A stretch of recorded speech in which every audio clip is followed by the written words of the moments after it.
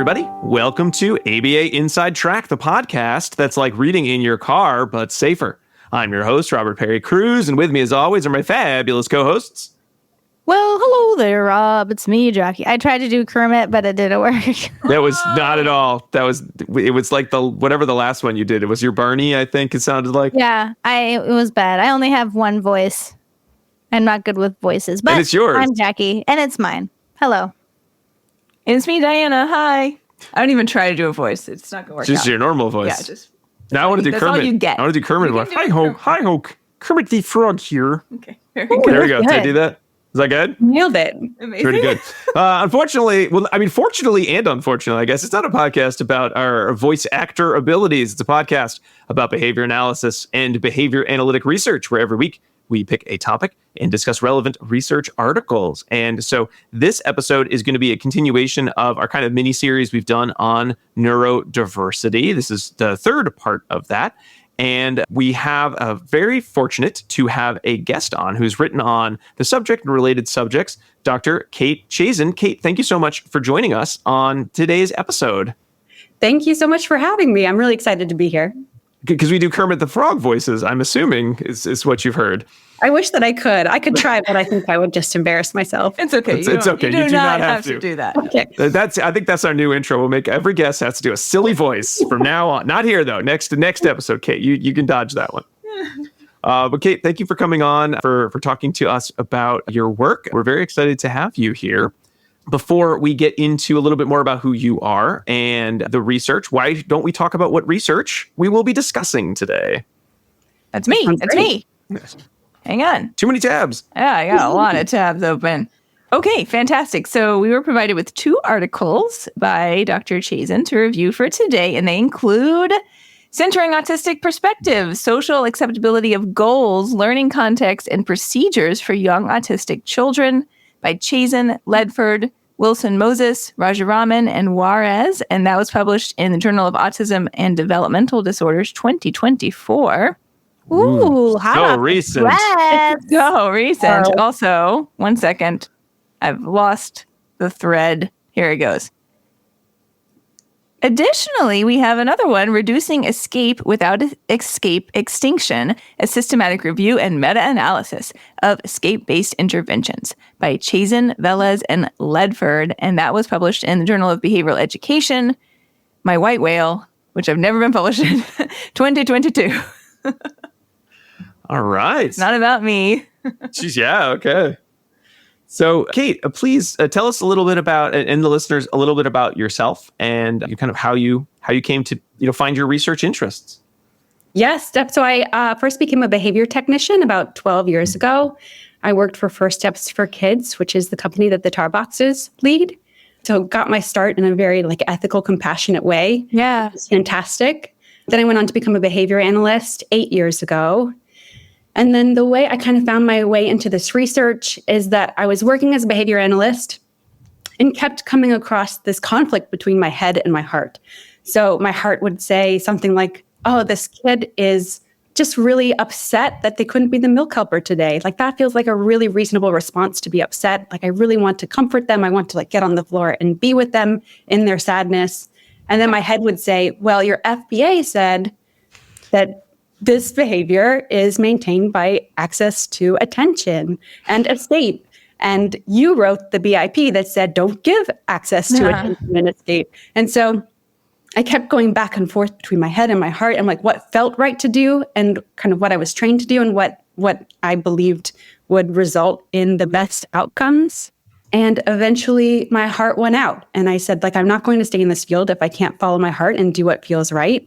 And I decided to come back and get my PhD and research more heart-centered practices and see if those things could align. And I think a lot of people have moved in that direction in the last 8 years since I'm doing this work. And I'm 100% believer that these things are totally aligned and can be. That's very nice. And that's faster than I feel like it took me a good way over a decade to sort of be wait a minute, I don't have to just do the thing I read in the book. I can have my own professional judgments. So good on you, Kate. That's a lot faster than a lot of people have come to that conclusion. I also just love heart-centered practices. I feel like that is a really nice really and good. That's a succinct good way to describe some of these changes and viewpoints in our field. So I love that. Thank you. So a lot of what we're going to be talking about today is going to sort of have to do with the research you've done on sort of, those heart-centered practices and what stakeholders and clients and former clients will say about things that are preferred or not preferred, kind of under the umbrella, to some extent, of the idea of autistic affirming treatment. So one thing I kind of want to start with is, when you think of autistic affirming treatment, what does that phrase mean to you as a researcher, as a practitioner? Oh, that's a great question. And that actually reminds me that I'd like to share a little bit about my positionality, sort of where I'm coming, my perspective and my biases. So I identify as neurodivergent. I have an ADHD diagnosis, and I had postpartum psychosis with both of my children. So I have quite a bit of lived experience receiving coercive, restrictive treatments. Mm-hmm. And with autism, I score on the cusp of screeners, so I don't really know if I identify as autistic or allistic. And just wanted to kind of frame that so that people have in mind that I don't speak for the autistic community, but I'm really interested in understanding the perspectives of a wide range of autistic consumers. And thank you so much for sharing that. Mm-hmm. Yeah, autistic affirming, to me, it kind of falls under the umbrella of person-centered practices, which I think are heart-centered practices. Thinking about the person as the center of their own intervention, that they are kind of in the driver's seat of determining what goals are developed, what intervention procedures are used, what the intended outcomes are. And then in considering autistic affirming treatment, if the person receiving interventions is autistic, that is a part of them. And so considering what part of their autism do they want to express, and aligning goals, procedures, and outcomes with that as well. Excellent. I love that. I want to be your best friend. Just putting it out there. That was so succinct, and I just hope that everyone hears that and is like, that is what I want to do. Right? Can I turn that question back to y'all? How you understand autistic affirming intervention? Yeah. I mean, for me, I think it is very tricky. And I'll be honest, I went back and forth a lot with your social validity paper in terms of having so many voices, which is both exciting, but also terrifying, because it definitely felt like these are great practices. And there was a lot of agreement. There was some disagreement. But some of the disagreement that wasn't directly in the paper or was hinted at in the paper had to do with the disagreement between sort of, best practice in the literature and best practice according to the individuals who are living these practices in some way or another. So it was very challenging to think about what is autistic affirming treatment, because sometimes it feels to me like, the brain, like you said, Kate, that brain versus heart debate. So sometimes autistic affirming treatment to me feels like, well, that's a trick question, because the answer is I have to do the things the research tell me. That's what it means. It means doing things that make their lives better because I was told it does by somebody, probably not someone who is neurodivergent. But then other times I want to follow my heart, and I want it to be about that person-centered planning. So I guess where I am in my own journey as a practitioner and trying to do best by everyone, and sometimes worrying I'm not doing good by anybody, would be really trying to focus on the individual and trying to focus on what they want their life to be and what I can do to sort of make that happen. And I hope it will therefore be autistic affirming if that is something that they are valuing, something that their family will value. If not, I hope I can at least minimize some barriers to being able to live their best life. So my answer was not as succinct or as yours, Kate, but I think that's sort of just where I am, and wanting to learn more and wanting to hear more, because I don't think I definitely don't. I know I don't have all the answers, nor do I want to have all the answers. But sometimes I worry I'm missing a ton of answers, and I have a lot more learning to do, which is sad because I've done this for a very long time. You think you'd get all the answers at some point. But that's really an important point, what you're saying right there. That I don't have any answers. Thanks, Diane. Yes, that you don't know what you're talking about. No, but, just as before we've talked about the distinction between cultural competence and cultural humility or cultural responsiveness, there's one viewpoint that you can learn everything about some other group, right? And once you've learned everything about some other group, then you have mastered the group. And that was like the original kernel idea of cultural competence. And we as a field have since moved away from that to say, you can't know everything about someone. You can't live in their skin. You can't know what their personal experience has been like. And so the best thing that you can do is come away from that saying, I can't know. And instead, what I need to do is listen to you about what your experience is like and learn from that. And always my view and my perspective is going to need to be in the backseat of this, right? And be driven by what's important to you. So that is an exact same parallel here. Like we're all talking about culture, we're all talking about individuality, right? But rather than thinking of it from the cultural perspective, we're coming from the neurodiversity side. So we need to have humility in this regard as well. So you're actually doing great. So my confusion is the right answer, is what you're saying. Yes. Oh, that's good. It's so important to be right all the time. I'm joking. Right. You're joking, but you're also kind of serious. You know what? I did a webinar on dialectical behavior therapy mostly because I don't know what the word dialectical meant. And I now love that term because it's like it can be two things at once. And I feel like, oh my God, that opened up all the doors to my life because everything is two things at once all the time. Oh, that feels so accurate. Mm-hmm. Well, Rob is a very black and white kind of thinker. And I hate it. I want a right answer. Kate, I read your article. I want the checklist of do these things and you're the best. That's what I'm looking for in life. It's exciting sometimes when you don't get what you want and you get something different instead. It's a little scary too. I feel like I kind of answered. I took my turn just then, in a sense. You did. Right? You did. Jackie, do you want to talk? Yeah, I think the only thing I would add is that I think as a field we need, there's been a lot of great articles that we can read about, centering the autistic voice. And I think some practical ways that we can do that in sessions and in schools is stop targeting the behaviors that assume normality, right? So stop targeting stereotypy if it's not interfering, and, celebrate stereotypy, do it with them, like be part of that, right? We all engage in it. So why do that? Stop targeting eye contact if it's painful and aversive, right? That's something that we don't necessarily need to do if it's not important to the individual. So I think taking those small steps and saying, like, the autistic community says, hey, this is ridiculous. Why are you doing this? And being like, I hear you. Let's do that. And so I think that's one way that I would add to this discussion. Absolutely. And we can take that one step further and say, like, not only can we celebrate stereotypy or not making eye contact or these autistic characteristics, but we can teach peers about inclusion and differences and the joy of neurodiversity and really change the culture. I love that. So, Kate, we're talking about escape-based procedures, and we're talking about social validity of early childhood procedures in autism care, in autism treatment. And I always like to make a little story in my head about how did this researcher, you in this case, kind of come to these articles? Was it, I'm guessing based on sort of your introduction that it may have been the escape-based procedures first, the social validity research later. But hey, maybe you did a big social research survey, and after that, you're like, I got to look into some of these procedures more. So do you mind sharing a little bit about how you kind of developed these papers, sort of where they came in your own kind of that heart-based journey that you were talking about?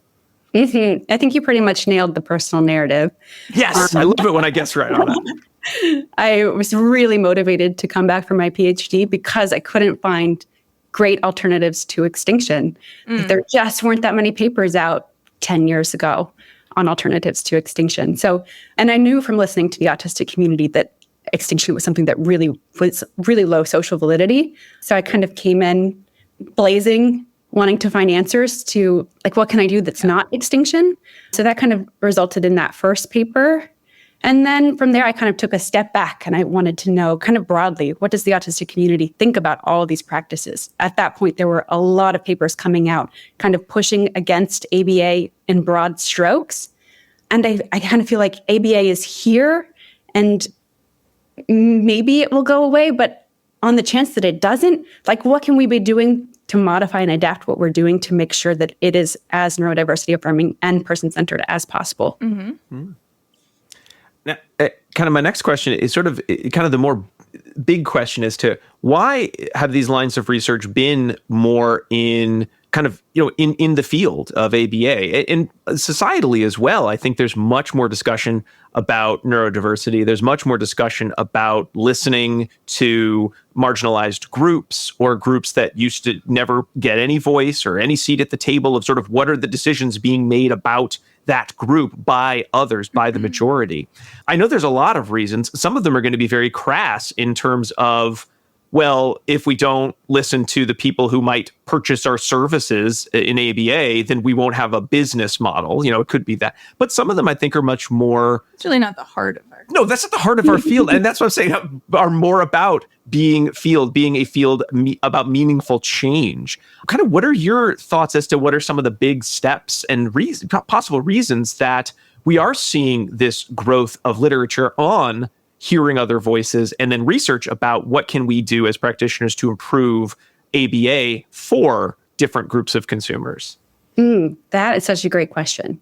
I think the reason it got missed for so long is that there was such a focus in ABA and behavior analytic research on overt behavior that we were really just looking at what was happening on the outside and not really paying attention to what was happening on the inside. And I really credit autistic adults with coming forth, bringing a lot of pushback, bringing a lot of dissent to these practices. And I felt like the overwhelming voice was, we are not going to be missed. We are going to be heard, that these practices are not okay. They're leading to internalizing behaviors that need to be addressed. And so I think once people started to realize and see what making the covert overt, being able to see what's happening on the inside, I think there kind of came a push to okay, how can we operationalize and measure indices of happiness? How can we look at what's happening on the inside for these kids and make sure that we're actually producing positive change internally and externally? So when it came to time to do your survey, to put together your survey, and I know you worked with a group of folks because you can't get as many results and go through all the results by yourself. I mean, I guess you could do it by yourself, but that seems like something you'd make a poor grad student do just to earn their bones, just go through these results. I'd love to hear about kind of the origin of the survey, how you developed the survey, because we talked a lot about community-based research and, improving our research practices as a field.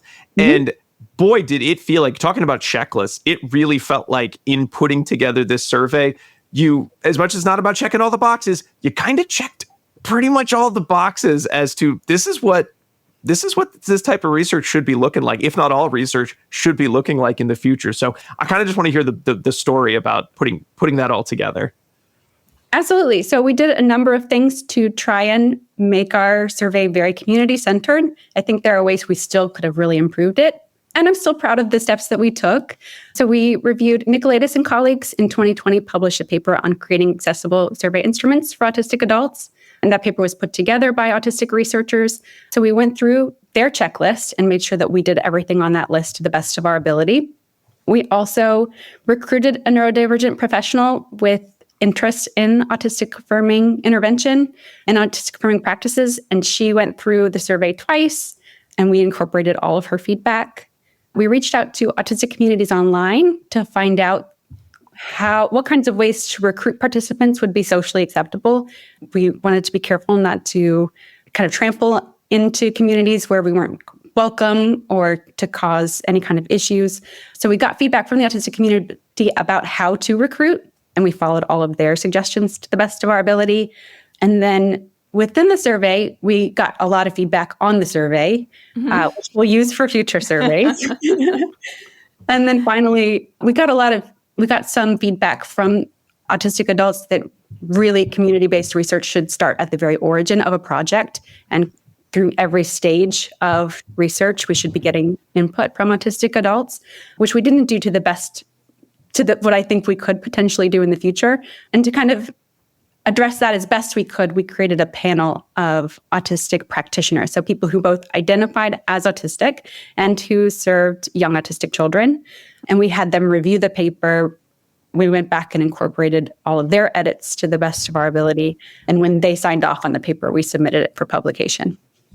I did note you said that you kind of gave them like publish, not publish. I'm assuming it was like publish right now it's perfect and not publish, make some edits, as opposed to if they were like, no, throw this in the trash, and you wouldn't have just like totally given up. You would have asked them for feedback, right? Because it seemed like a lot of work, which is awesome, but no one wants them to be like, well, guess we can't use this. Absolutely. I think we got positive feedback from our internal review board. Okay. So fortunately, we didn't have to throw it in the trash. That's good. That'd be a lot of work to throw in the trash. A lot of survey results. This is a lot of work for this study. I'm really impressed with all of the forethought that you took and all of the care that you took to ensure that you're addressing the right populations in the creation and the sign-off of it. So that did not go unrecognized, at least for me as a reader. I could see just how much care was put into this. So thank you for doing that.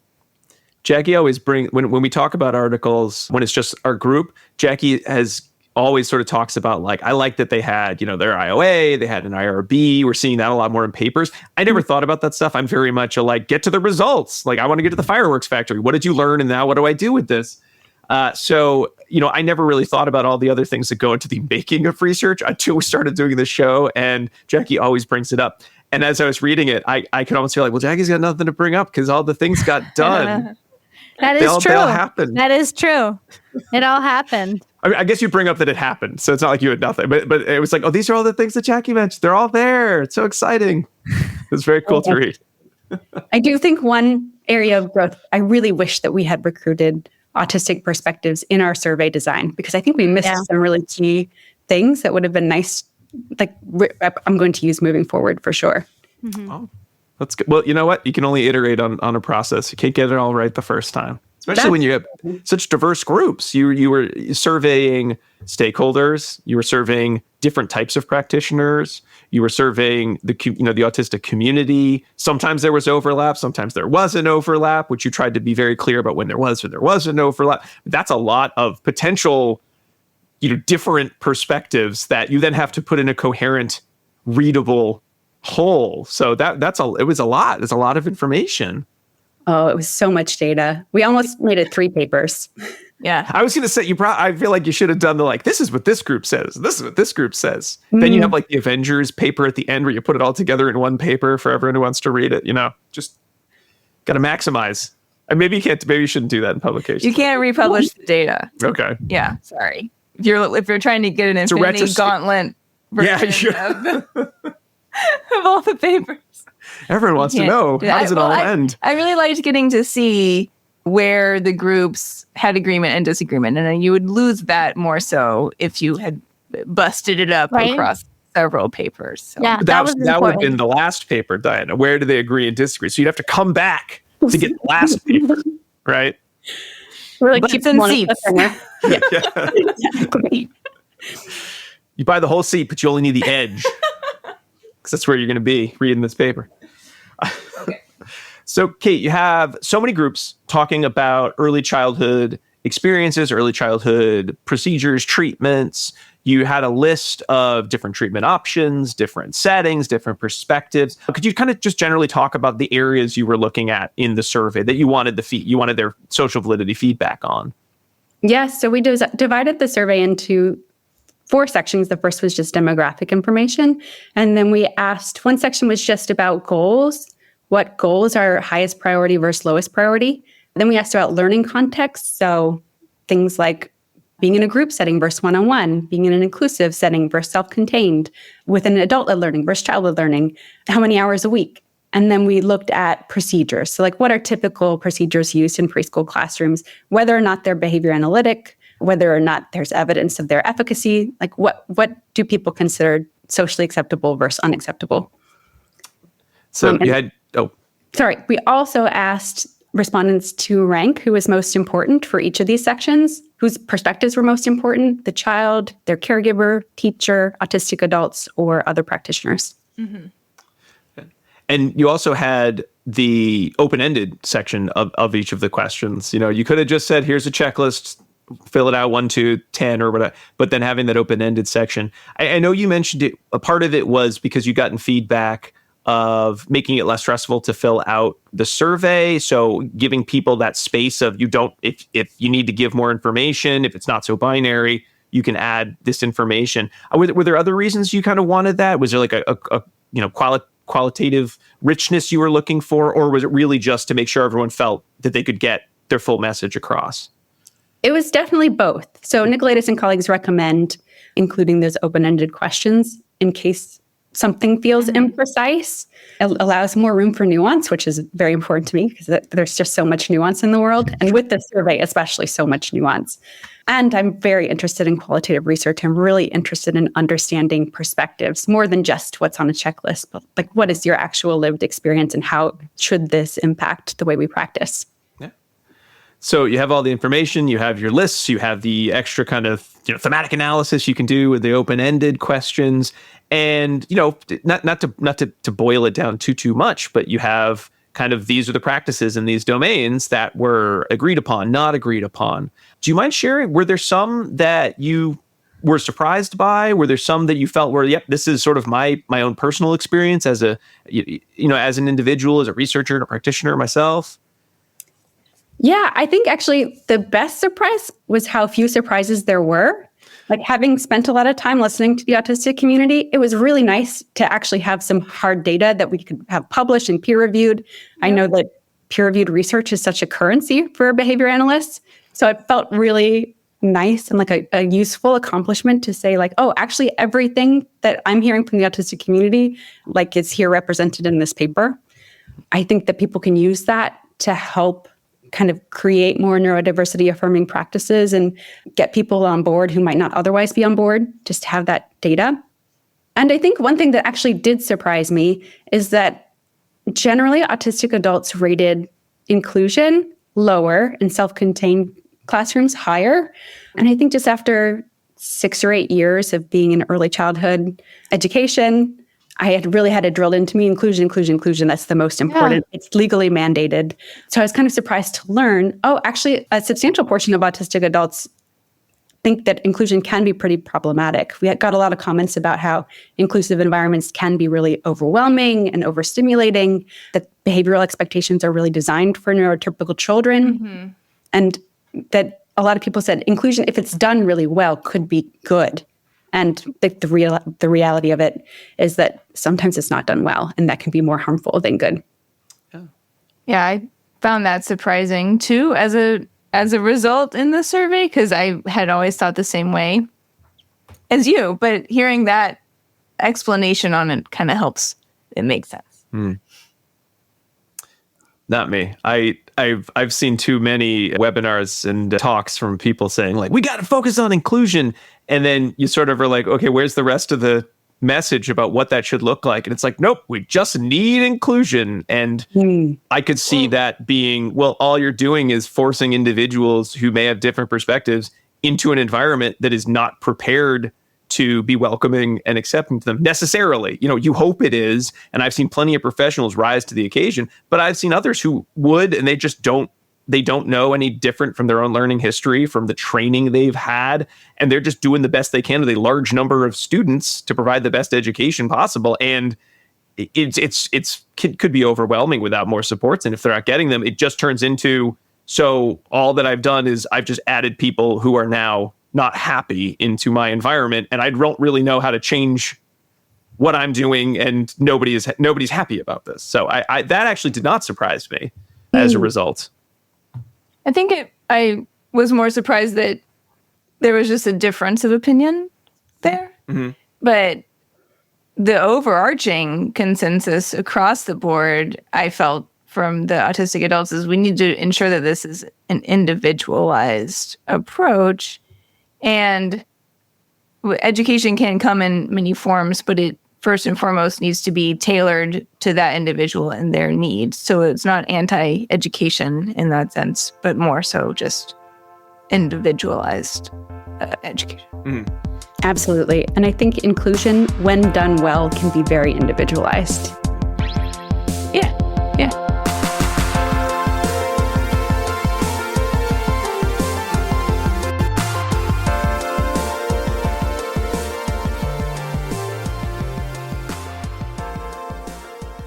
Do you want to be a BCBA? Sure, we all do. Now you can come to Regis College in Weston, Mass. to get your graduate degree. Choose from any one of these courses.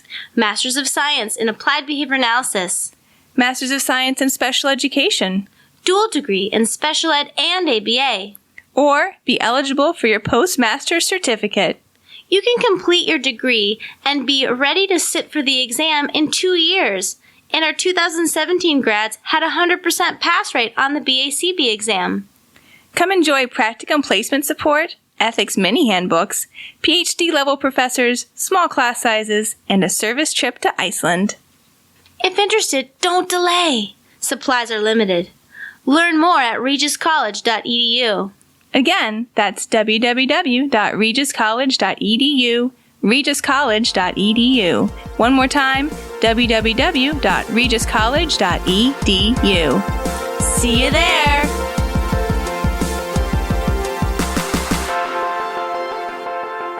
Hey everyone, sorry to pause the conversation, but I wanted to remind all of our listeners that ABA Inside Track is ACE and QABA approved. By listening to the show, you're able to earn 1 learning credit. All you need to do is finish listening, then go to our website, abainsidetrack.com, or click the link in your show notes to go directly there to enter in some information about yourself, as well as 2 secret code words. And these are secret guest code words from Dr. Chazin.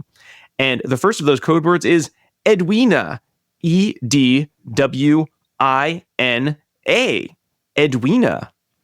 It is a name. Bonus points if you can name the Nicolas Cage movie where this code word comes from.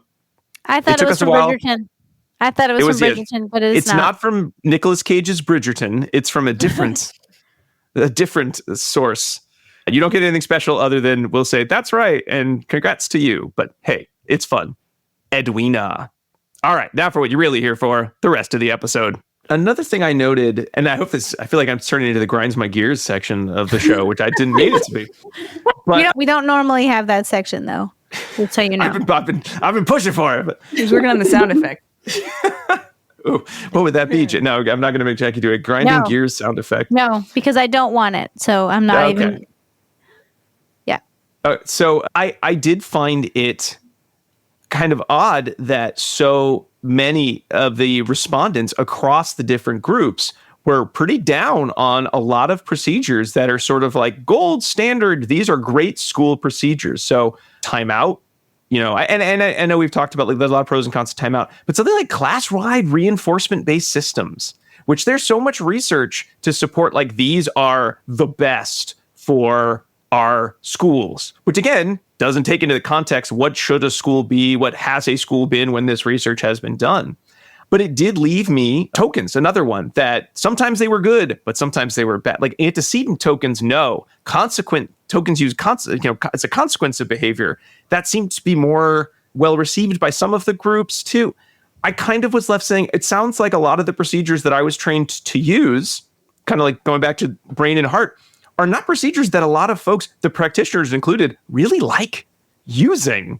So, what do we do, Kate? What was your take home with it? Did you read that too and say like, "Ooh, okay," or did you feel like very in line with sort of your own experiences? Because I was left a little confused what to do with that information. I think I was a little surprised, especially how ambivalent practitioners were who have the lived experience of being in a classroom and managing many students at once. And I think that those data, the median ratings are a little bit misleading and the rankings are a little bit misleading. There's quite a distribution, and about half of respondents rated it as sometimes, often, or always acceptable. So I would be really interested in kind of going back and interviewing the people who said rarely acceptable or sometimes acceptable and finding out, okay, what are the conditions where token boards are good? How can we modify class-wide reinforcement systems to be socially valid? And I don't necessarily have time or space for that project, but if anyone wants a good business idea, I think that would be a really great one to find out. Like, okay, how can we create these systems that are actually socially valid and feasible for teachers too? Mm-hmm. Okay. I think people really hate the ones where it's like the clip chart and you're like, individual kids are getting singled out as you are doing a bad job in class and you're in the red zone and you can't get any reinforcers, right? Like everyone hates that. Everybody hates that. Yeah. I hate that because I would always be in the red or yellow, let's be honest. Because you're hugging everybody. Because I'm hugging everybody. I'm in everybody's space. I don't follow directions. So Those were pretty universally disliked in the survey. I think they were one of the Worst. Most agreement as never acceptable.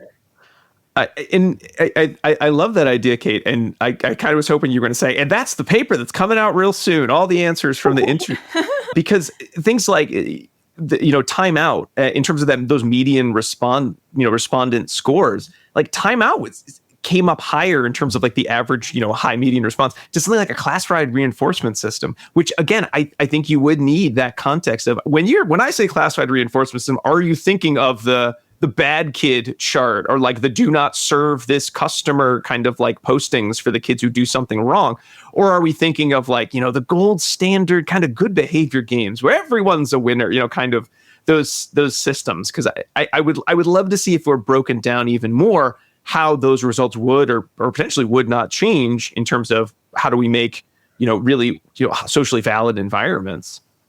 I think it might be interesting too to poll people on, well, what kinds of behaviors are we reinforcing? Are they behaviors that are making kids look more neurotypical, or are they being kind to each other? And I can't think of another example at the moment, but sharing, right? Being kind, sharing, helping out, right? All the things that you want to see your kid doing in the classroom, all kids doing in the classroom, right? I think those would be the things that we would. Yeah, the difference between pro-social behavior and masking behavior, right? Yeah.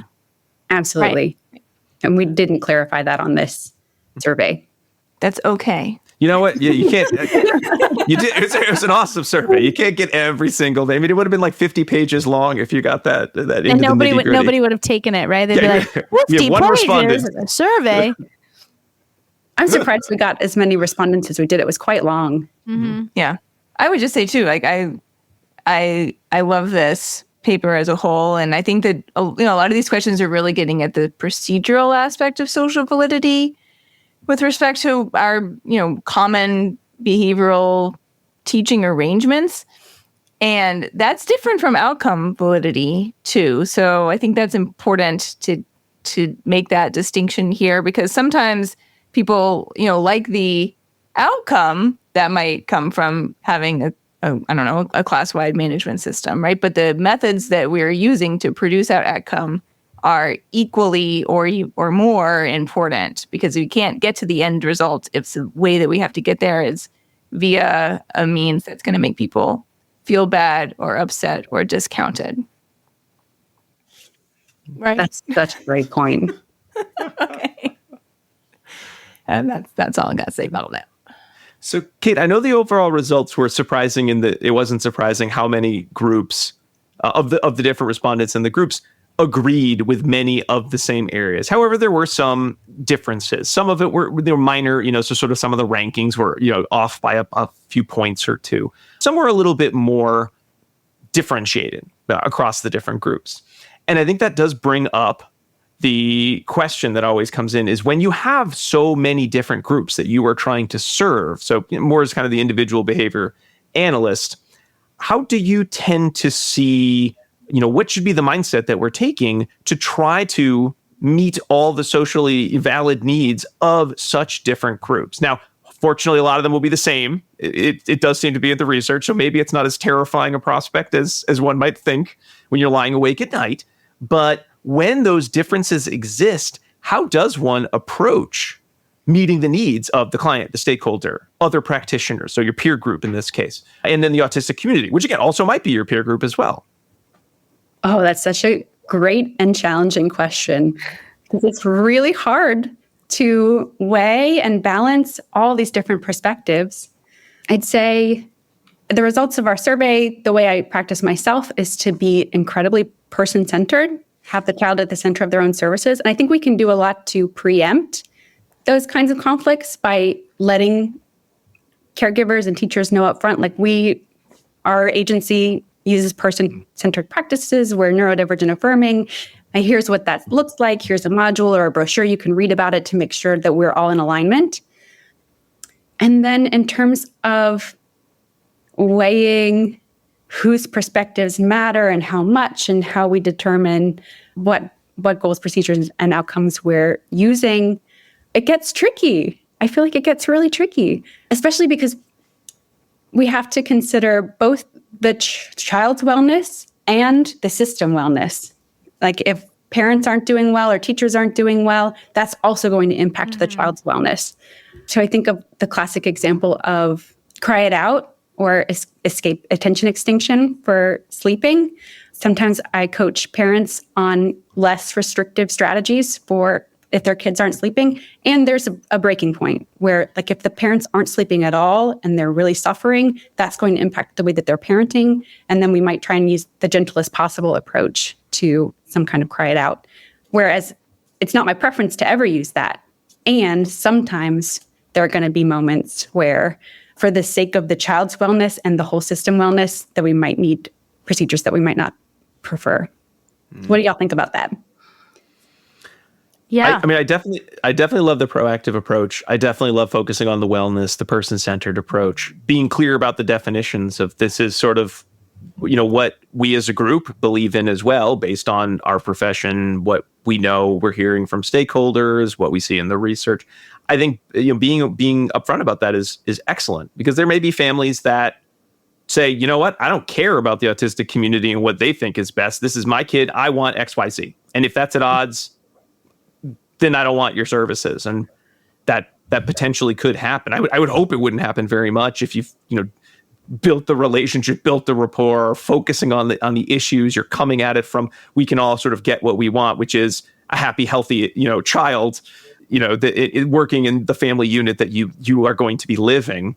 So that would hopefully not be an issue, but being upfront about it. I love that idea, that just not just, weighing perspectives, but not in a way where someone has to come out as the winner or the loser in that conversation, which again is not an easy skill. And I don't know if it's one that we're necessarily preparing our BCBAs to do out of graduate school as much as we might need to do to sort of get through those complicated challenges, because they're focusing on, this is what the research says, and I can do these 10 things really, really well, or these 20 things for the task list really, really well, right? One thing I really want to point out is I think what you're saying, Kate, is our ethical responsibility to do, right? So the ethics code highlights now, the newest ethic code highlights the least restrictive treatments, right? But also highlights the responsibility to our clients and our stakeholders in Standard 3. And they really focus on that risk-benefit analysis, which people always forget about, but it is crucial to engage in, right? So yeah, maybe you have met with a family and you've tried least restrictive procedures and they aren't working. And maybe someone is, not sleeping at all, like you said, or maybe a child is doing poorly now in school because they're not sleeping at all. And then you do that risk-benefit analysis, so everyone knows the pros, everyone knows the cons, and then we can move forward in a way that's appropriate for that client. But after having that conversation, like, here are all the things we could do. Here are all the cons and the benefits and the risks of this one treatment. Here are all the benefits and the risks of this one treatment, right? As behavioral analysts, that is our ethical obligation to do, and I think people forget about that risk-benefit analysis, because I'll be like, when was the last time you did a risk-benefit analysis to a BCBA? And they're like specifically, I'm like, yes, it requires you to have a written risk-benefit analysis for any treatment. And everyone's like, huh? Right? Jackie, So I love a pro-con list. Or Kate, Dan, everybody, what is a good risk-benefit analysis example? Because I have certainly read plenty of papers that tell me to do a risk-benefit analysis, and they don't usually then describe what to do or have great citations. And it's one of those, like, I'll look that up later. And then something comes up. I don't get to it. There's a really great risk-benefit analysis worksheet in the ethics toolkit on the BACB.com website.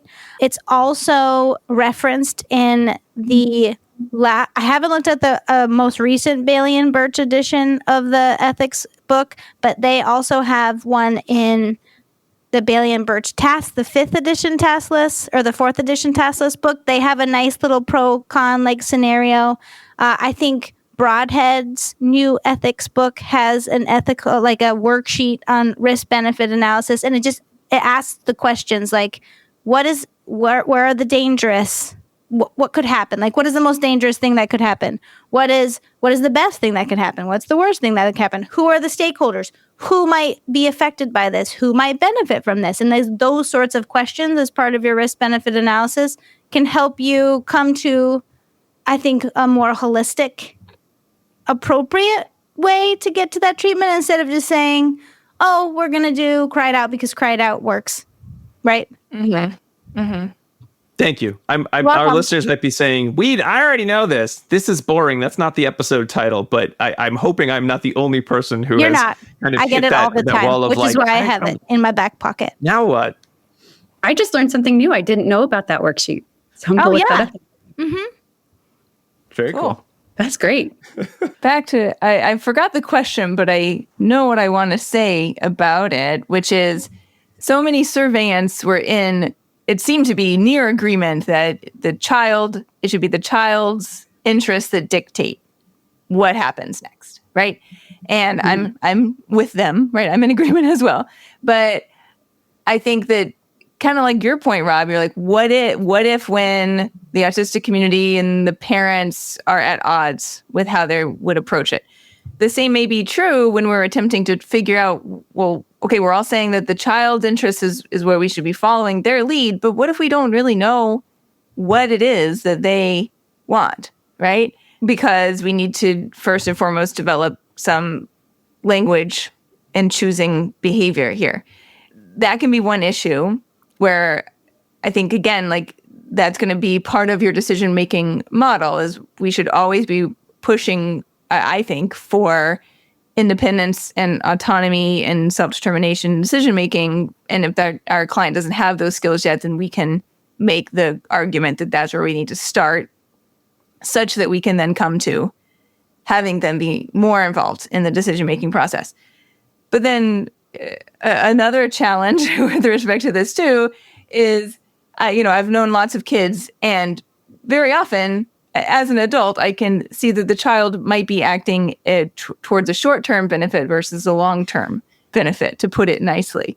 And we all would like to have those lazy days, right? Where you're just like, I'm just chilling, but there are also bigger accomplishments that I want to make in my life and things I want to learn and I want to continue to grow. So how do we balance that as well if our student is telling us, no, I really do just want to be on the iPad all day and I'm not interested in your educational goals? Well, where's the breakdown and when do we decide that it's time to exert some additional tutelage there? So it's complicated, right? It's easy to just say like, listen to your clients, listen to the parents, and you'll know exactly what to do from there because it's more complicated. I think what you just pointed out is one of the most important reasons why we should be listening to autistic adults, because they have both the lived experience of being autistic and the kind of hindsight of being adults who understand long-term outcomes and can kind of do that risk-benefit analysis of like what are the kinds of goals that are worth working on, even if a child might have some resistance to it, and kind of where are those boundaries when we should be working on it, how much, how we should structure that, those kinds of things.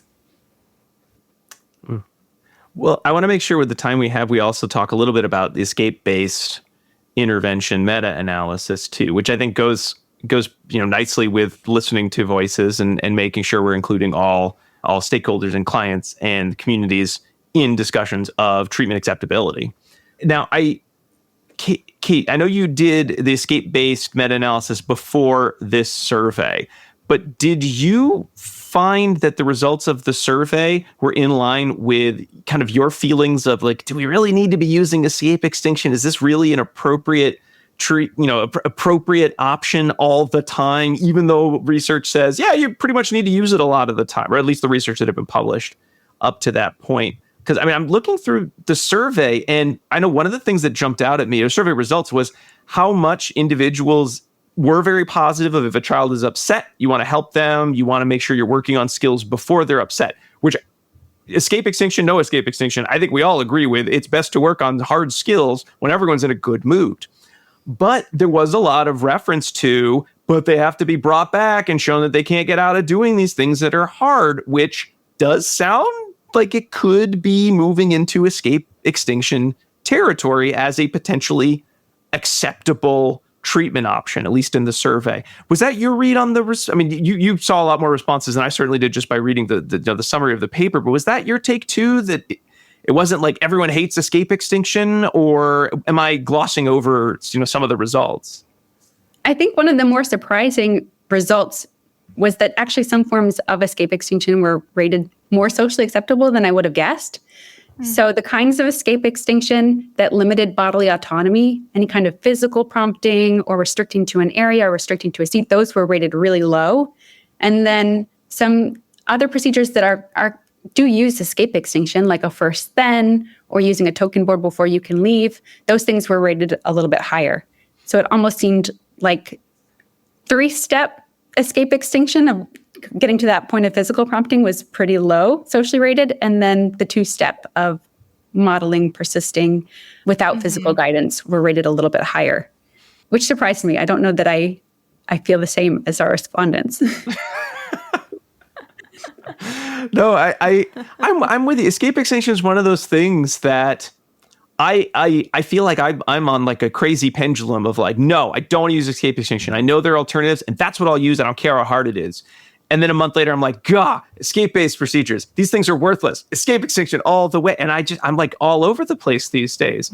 So I would love to sort of hear kind of a nice summary. I mean, I read the paper too, but folks who haven't read the paper yet, kind of some of the findings you had, some of the steps that can be taken. If you could help me sort of find a nice middle balance, I'd appreciate it a lot. I'm sure other people would too, but I know I will today. So Absolutely. So I'd say probably the biggest 3 alternatives to escape extinction that people talked about were antecedent modifications.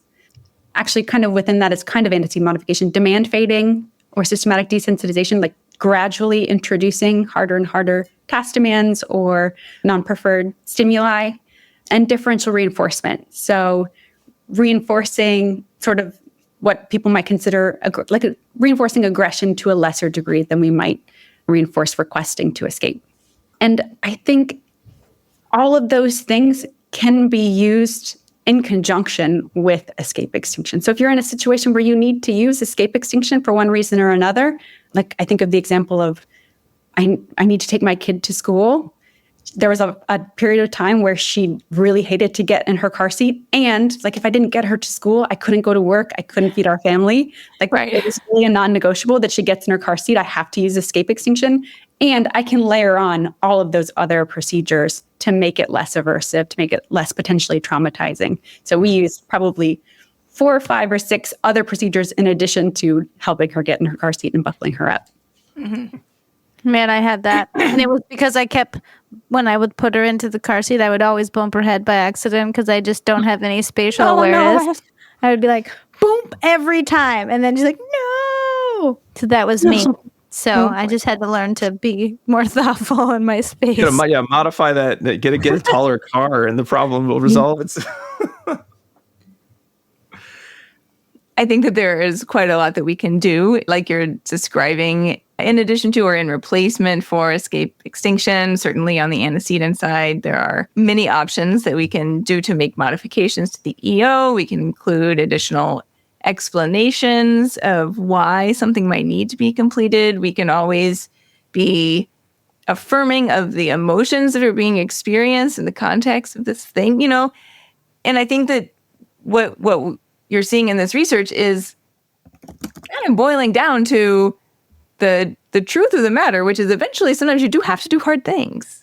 And we all have had to do hard things, right? But the way in which you're asked to do the hard thing, the onus that's on you in order to make the decision of when and how you're going to do the hard thing, and the support that you get to do the hard thing makes all the difference in the world in how you perceive that experience, right? And we can make a lot of changes with respect to the perception of the event that can ultimately, I think, benefit people in much larger ways and make them more ready to tackle hard things in the future.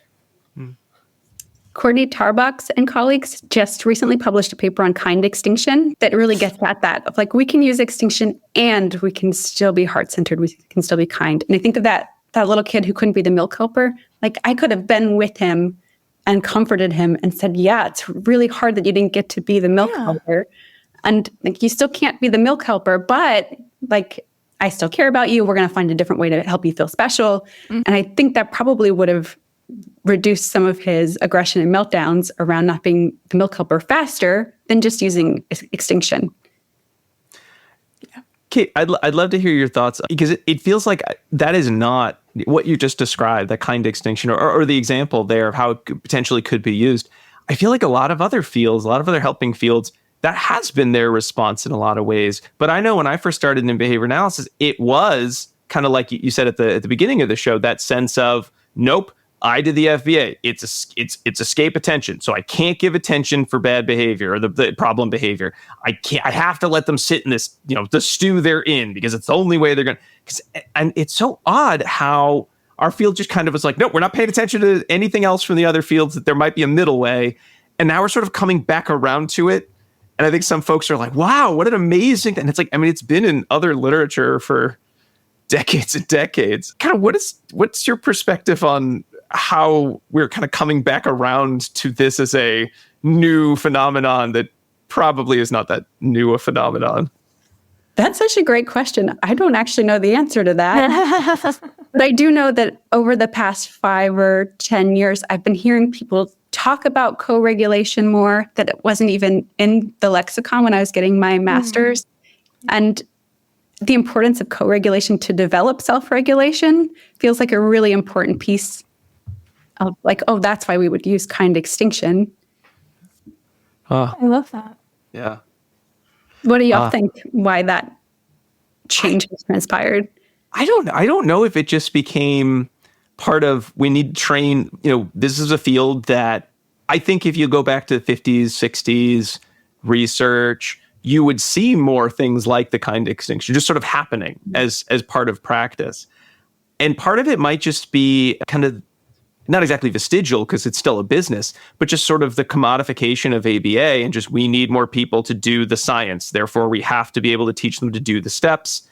And in doing so, leaving some of that subtlety, some of that contextualization out, not purposefully, but it just not being a focus of the study. You need to get the FBA done because that's what insurance will pay for. You need to have a behavior plan because everyone needs to know what they're supposed to do.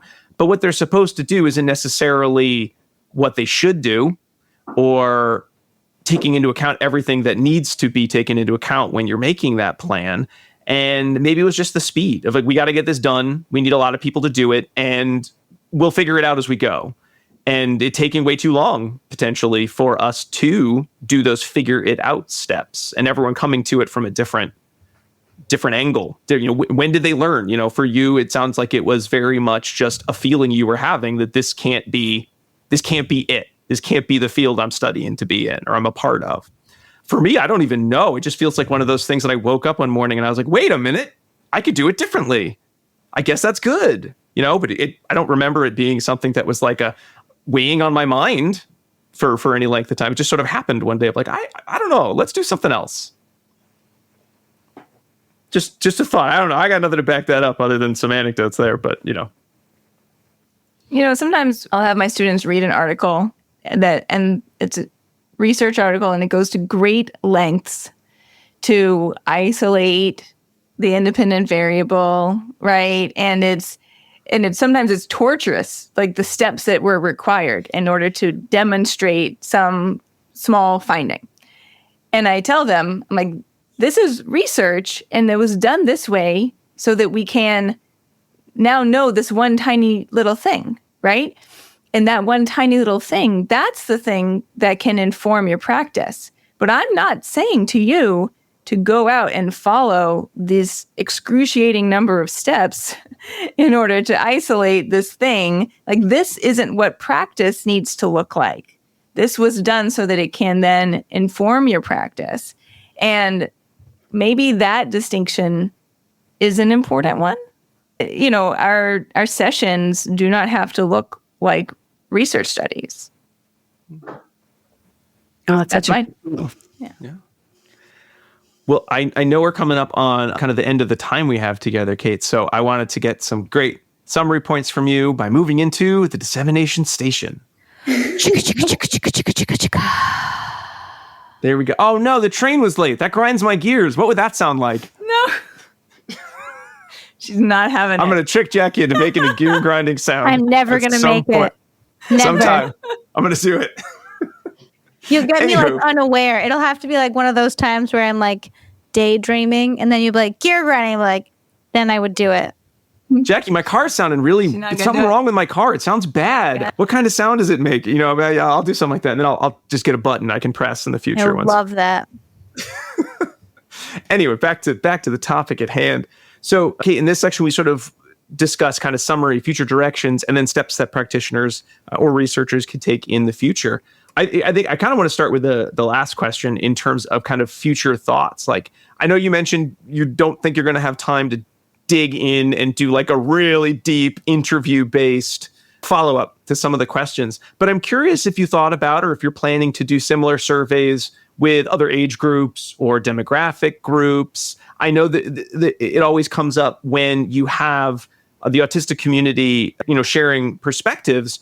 It is so amazing to have, but a lot of individuals, even as adults, may not have the communication skills to share the thoughts the same way, to communicate their thoughts the same way. So could some individuals who might not be able to communicate the same way be able to be included in future research? I know it also changes contexts when we're talking about classrooms in general. Early childhood procedures is very different than procedures for individuals who are engaging in health harmful problem behavior, severe SIB. So is there a thought to taking some of what you learned in this survey and maybe doing other surveys with other groups, maybe some of those groups, maybe groups that, I haven't even mentioned or I'm not even thinking of?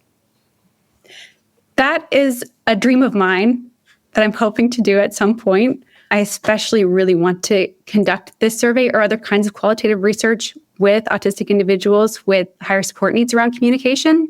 I feel like it's so important to get their perspectives. And this survey completely missed those perspectives because it required that participants be, technologically savvy and literate. And so I really want to be able to include a wide range of autistic perspectives. At this point, I'm working for Triad at Vanderbilt. It's the Autism Research Institute. And they are doing a lot of the practices in the survey. I'd say they're pretty close to what I would consider exemplary. So a lot of my research now is on recruiting autistic perspectives on the kinds of practices Triad is doing to get more feedback, to modify and adapt our practices to be more autistic affirming, and then to be able to disseminate those practices and let people know, like, okay, these are some practices that we're getting feedback on from the autistic community that are like good and socially valid and feasible. Oh, excellent. Well, I mean, That's exciting. It's so needed. And Triad, I've seen, I know John Staubitz has shared a lot of kind of the work that I know he and the group at Triad have been doing. And I'm always very, very impressed with their output and want to take it all and make other people watch it and do it as well. Not everyone's as excited when I share it, but that's on me for not selling it as well as I should. It's really an exciting organization to be a part of. Oh, I can imagine. Gee. All right. So we've got, hopeful research in the future. Maybe this next question will fit into that as well. Based on all the responses that you received, your own practice, and, what the meta-analysis shared about escape-based procedures, if you had the magic wand and you said, all right, I'm changing ABA, and tomorrow when everyone wakes up, this will be a change in practice, what would that change be? Oh, that's such a good question. Is it okay if I name a couple? Yes. No, it's a magic wand that only changes one thing. I'm sorry. I'm so sorry. Then No, you say, as many as you like. As many as you like. You say it's a treatment package. Includes multiple things. Yeah, there you go. The first wish with the magic wand is I need more magical ABA wishes, and then you're good. Then you can do as many as you like. That is how I'd use my first wish to get more wiggling. And if I could genuinely only have one wish, it would be that practitioners, before they even start any kind of intervention, to really understand what assent and dissent look like for their learners and to honor indicators of assent and dissent. And from that, teaching ways to communicate assent and dissent really early on, making it a really early goal to be able to protest, to be able to say no, to be able to stop an intervention at any point. I think that would probably be the biggest one. Really teaching kids, like with the enhanced choice model, ways that they can leave an intervention at any time with no negative consequences. That way we know that kids are really opting in and choosing to participate in our interventions. Yeah, I think that's probably the biggest one. I have probably 10 more that if I could keep dreaming, I'd get into more detail on.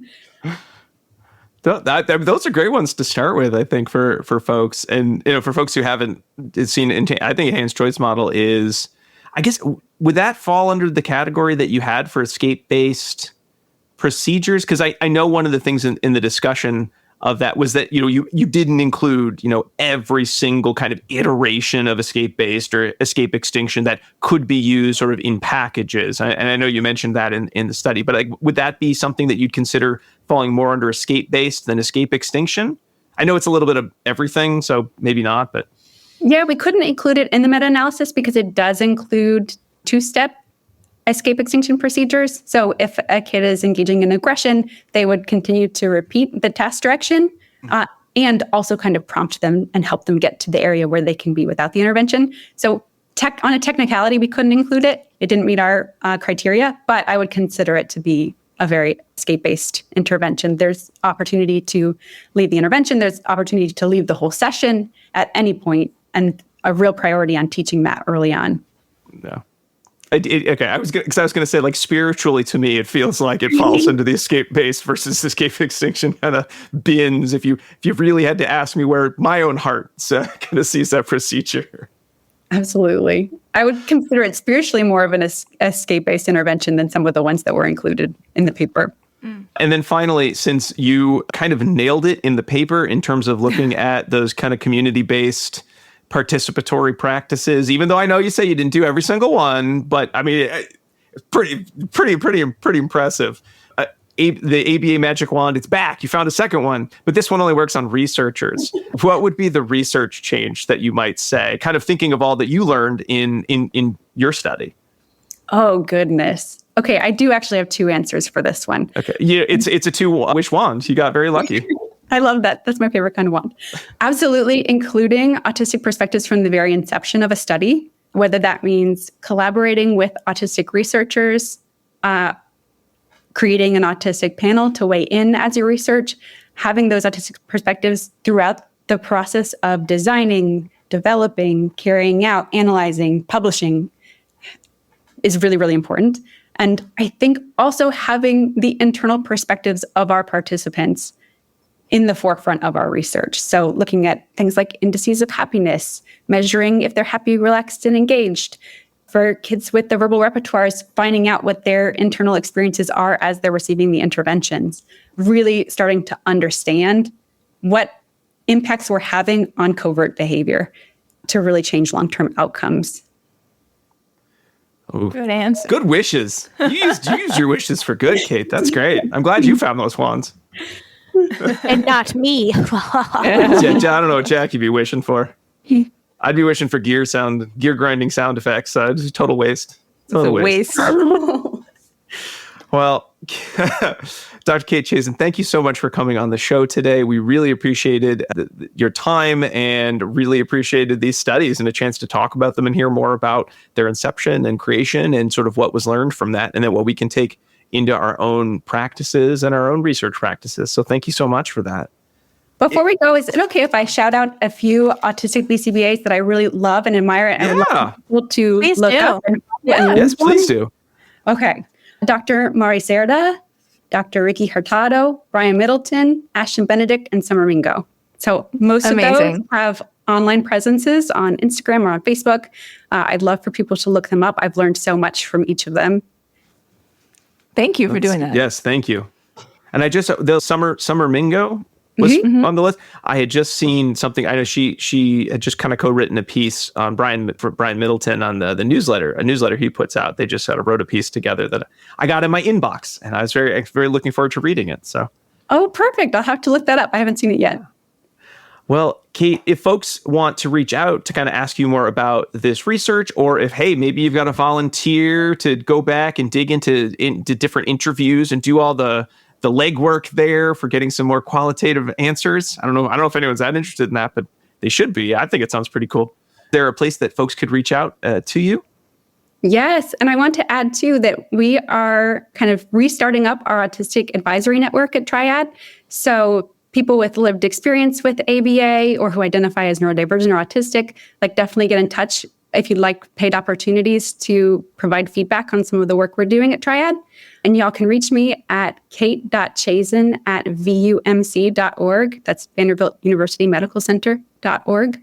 Once more, big thanks to Dr. Kate Chazin for coming on the show and talking with us about her very important research. And we've had just an excellent time doing this mini-series on neurodiversity. Hopefully we'll have some more episodes, some point in the future, but we're sort of have our 3 episodes now. And speaking of other episodes related to this topic you may find fascinating and fun to listen to, let's move into pairings.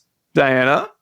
Hello. It's time for pairings. So yeah, just so if Rob is saying that it sounds like we're coming to an end discussing this topic, we're really not, because this is an incredibly important topic, and it is infused into many of the other topics that we have discussed and will continue to discuss in the future.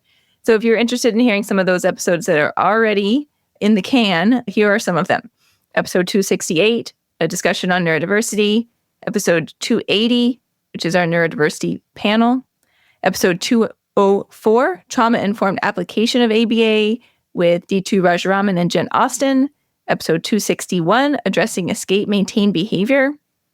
Episode 236, assent and self-determination with Haley Steinhauser and Alex Kishbaugh. Episode 165, quality of life. Episode 134, trauma-informed care with Brian Middleton. Episode 270, social validity assessments. And finally, episode 231, emotional and behavioral disorder treatment with Joey Staubitz. So you got a lot to listen to, folks. You better go do your homework. Also, while you're doing that, you can have a snack to go with it. The other part of pairings, our snack today is milk and graham crackers in honor of the milk helper that Kate brought up. So please enjoy. Would you be surprised if I told you I went to a high school where we had milk and cookie break? No. I guess not. But that's not cute. Okay. That's real cute. I'd like to think I give off a vibe of that's the kind of school I would have gone to, a milk and cookie high school. I have no context with which to interpret that. So. It's like a New England thing. Anyway. Hoity-toity. It's hoity-toity. That's me. I see. I'm the hoity-toityest of the newsies. All right. Well, thank you, Diana, for sharing some pairings. And now I'm hungry, so let's wrap up the episode. Thanks again to Dr. Kate Chazin for coming on. We also want to thank our listeners for listening and subscribing and leaving reviews on Apple Podcasts or wherever you like to get your podcasts. You can also go to our website, abainsidetrack.com, to find links to all of the articles we discussed, as well as our previous episodes. And if you want some CEs, you can get those there, but you're going to want a second secret code word. I hid it here. And the second secret code word is alien. ALIEN. Could be any kind of alien. It could be the creepy one from the movie of the same name. It could be the alien from Mac and Me. Remember that? Everyone loved Mac and Me back in the 80s. The movie about McDonald's and aliens.